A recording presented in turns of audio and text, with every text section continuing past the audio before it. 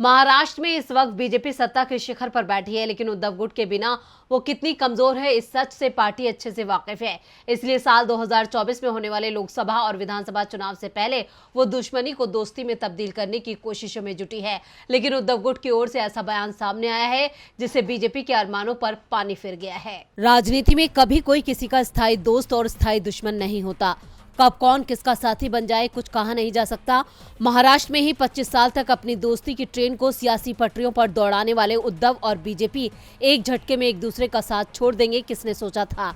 इस दोस्ती को टूटे कई साल गुजर गए हैं, बावजूद इसके बीजेपी एक बार फिर गठबंधन की उम्मीद में बैठी है, लेकिन उद्धव गुट ने उसे जोरदार झटका दिया है। संजय राउत ने कहा है कि बीजेपी से माफी मांगी किसने है, किसी ने उनसे ये नहीं कहा कि हमें माफ कर दो, इसके बदले उन्हें माफ किया जाए कि नहीं ये हमें तय करना है। जिस तरह से उन्होंने महाराष्ट्र के हित के लिए और मराठी मानुष के स्वाभिमान के लिए काम करने वाली हिंदूवादी पार्टी को फोड़ा है, ये महाराष्ट्र के साथ धोखा है।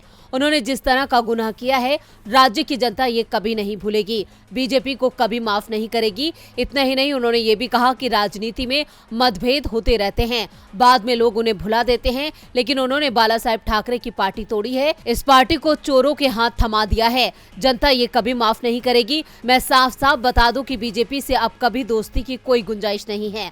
संजय राउत की ये टिप्पणी बीजेपी नेताओं के बयान से मिले संकेतों के बाद सामने आई है। दरअसल उत्तर भारतीयों की एक सभा में होली के दिन देवेंद्र फडणवीस ने कहा था कि उन्होंने विरोधियों से बदला लेने के लिए यही किया है कि उन्हें माफ कर दिया है। वहीं बीजेपी प्रदेश अध्यक्ष चंद्रशेखर बावनकुले ने कहा था कि मनभेद और मतभेद भुला कर आओ, महाराष्ट्र के हित के लिए साथ काम करे।